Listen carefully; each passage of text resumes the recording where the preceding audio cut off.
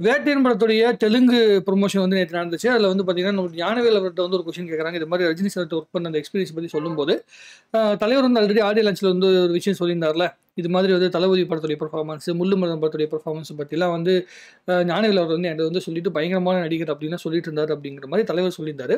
So அந்த விஷயத்த வந்து ஞானவேல் அவர்கள் இன்னும் கொஞ்சம் எலாபரேட் பண்ணி எக்ஸ்பிளைன் பண்ணி சொல்லியிருந்தாரு. ரொம்ப அழகா அழகா இருந்துச்சு ஆக்சுவலி.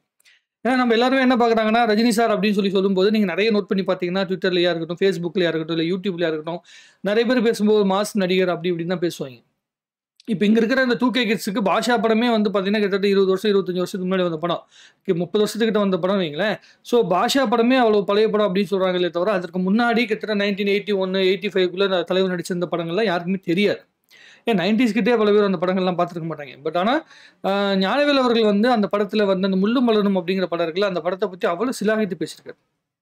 70 முறைக்கு மேல அந்த படத்த வந்து அவர் பார்த்துருக்காரு. ஆனா, எப்ப நான் அந்த படத்த பார்த்தாலும் அதுல வந்து ஒரு மிகப்பெரிய ஒரு ஃபீல் வந்து எனக்கு இருக்கும் அப்படிங்கிற மாரி அவர் சொல்லிட்டு, ரொம்ப அற்புதமான பெர்ஃபார்மர் சார் நீங்க. அந்த பெர்ஃபார்மர வந்து நாங்க எல்லாருமே மிஸ் பண்றாங்க. ரஜினி சார் வந்து ஒரு மாஸான ஹீரோவா மாத்திட்டு, மாஸான எலிமெண்ட்டுக்கு மட்டுமே பயன்படுத்திட்டு இருக்காங்களே தவிர, நீங்க வந்து ஒரு நல்ல நடிகர் அப்படிங்கிற அந்த விஷயத்த வந்து அவர்கிட்ட இருந்து எடுக்கிறதுக்கு வந்து பல பேர் யோசிக்கிறாங்க. அது வியாபாரம் வந்து அவர் அந்த இடத்துக்கு தள்ளிருச்சு அப்படிங்கிற விஷயத்த சொல்லிட்டு, முள்ளு மலரும் படத்துல வந்து அவர் எந்த மாதிரியான அந்த பெர்ஃபார்மன்ஸ் ரசிச்சார் அப்படிங்கிற விஷயத்த வந்து சொல்லியிருந்தாரு.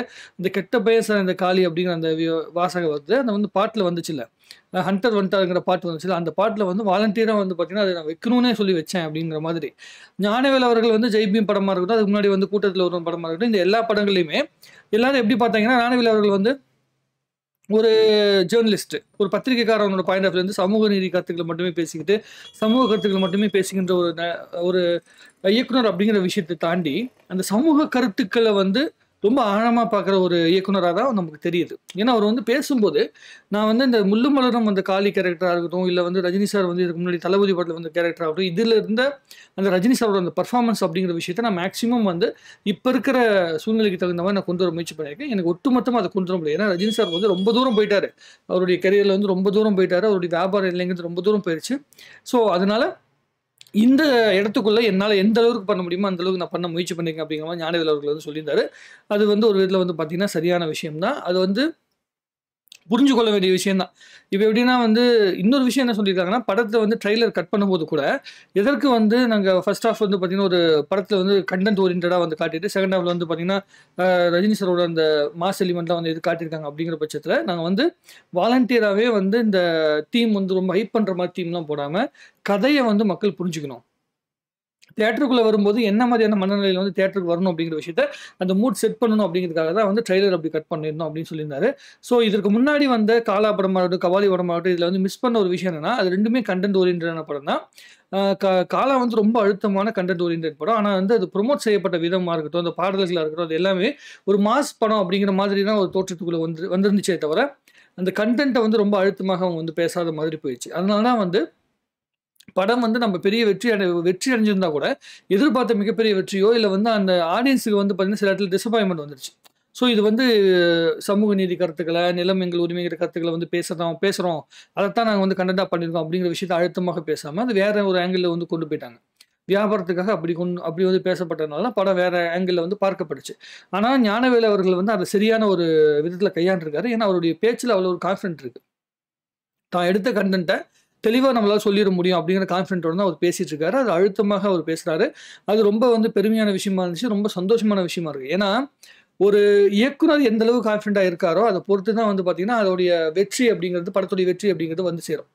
அவரு வந்து தன்னோட ப்ராடக்ட் மேலயே பெரிய கான்ஃபிடென்ட் இல்ல அப்படிங்கிற பட்சத்தில நம்மளால வந்து பேசவே முடியாது. அவர் வந்து எவ்வளவு கான்ஃபிடென்ட்டா இந்த படத்த வந்து பண்ணியிருக்காரு அப்படிங்கிறது அவருடைய பேச்சிலிருந்து தெரியுது.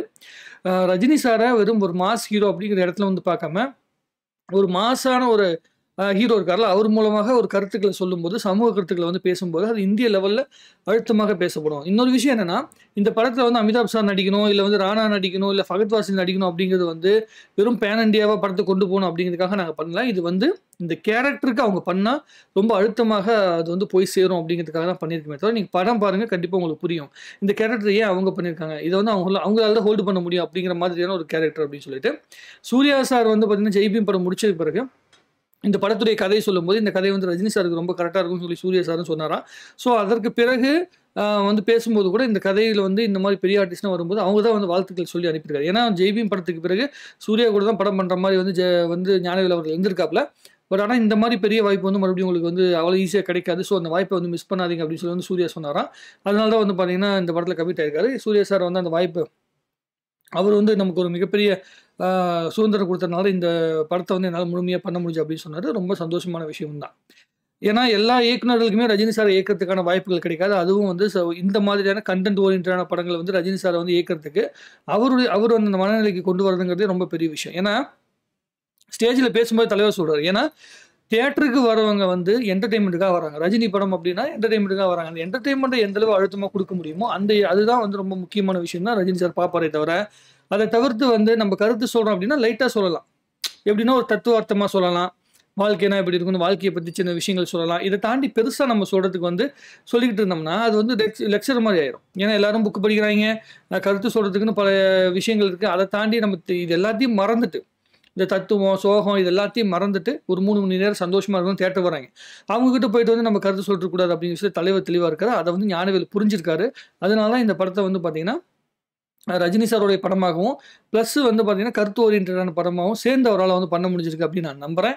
இது அதே மாதிரி அந்த சென்சாரில் பார்த்தவங்களா இருக்கட்டும் இவங்க எல்லாமே சொல்கிற விஷயங்கள் என்ன சொல்கிறாங்கன்னா, ஃபர்ஸ்ட் ஹாஃபில் வந்து இந்த ரஜினி சாருக்கே உண்டான அந்த ஹை எலிமெண்ட்லாம் வந்து பார்த்தீங்கன்னா அந்த கேரக்டருக்காக கொண்டு வந்தது. செகண்ட் ஹாஃபில் வந்து பார்த்தீங்கன்னா அந்த கண்டென்ட் ஓரியன்ட் ஜெய்பீமில் எப்படி வந்து கண்டென்ட் ஓரியன்டாக போச்சோ அந்தளவு அழுத்தமாக போகுது. சரியான ஒரு லெவலில் தான் வந்து படம் பண்ணப்பட்டிருக்கு. கிளைமேக்ஸ் வந்து பார்த்தீங்கன்னா ஒரு ஜஸ்டிஃபிகேஷனோட ஒரு நல்ல கிளைமேக்ஸாக வந்திருக்கு அப்படிங்கிற மாதிரி சொல்லியிருக்கிறாங்க. படம் மிகப்பெரிய திருப்தியாக தான் இருந்திருக்கு அப்படின்னு வந்து எல்லாருமே சொல்லியிருக்கிறாங்க. ஸோ இன்னும் ஒரே ஒரு நாள் தான் நடுவில் இருக்குது. அந்த ஒரு நாள் தாண்டிட்டோம்னா அதுக்கப்புறம் வேட்டையன் படத்துடைய அந்த எக்ஸைட்மெண்ட்டுக்குள்ளே எல்லாருமே பூந்து விளையாட போகிறோம். ஆல்ரெடி டிக்கெட்லாம் புக் பண்ணியாச்சு. ஞானவேல் அவர்களுடைய இந்த பேட்டி கேட்டதுக்கப்புறம் இன்னும் மிகப்பெரிய சந்தோஷமாக இருக்குது. நான் ரொம்ப எக்ஸைட்மெண்ட்டாக இருக்கேன். உங்களுக்கு அந்த இன்டர்வியூ வந்து பார்க்கணும்னா நீங்கள் லைக்கா ப்ரொடக்ஷன்ஸோட அந்த வெப்சைட்டில் போய் பாருங்கள். உங்களுக்கு அதில் அந்த இன்னும் ஃபீலோடு நீங்கள் பார்ப்பீங்க. அது தெலுங்கில் பாதி இங்கிலீஷில் பார்த்தீங்கன்னா கலந்து பேசுறதுனால நான் அதை பற்றி எனக்கு தோணுன விஷயத்தை பேசணும் அப்படிங்கிறதுக்காக நான் பேசியிருக்கேன். உங்களுடைய கருத்துக்கள் எதுவும் சரி கமெண்ட்டில் போடுங்க. இன்னும் நிறைய பேசுவோம். வாழ்க தமிழ்நாடு, வாழ்க தமிழ் சினிமா.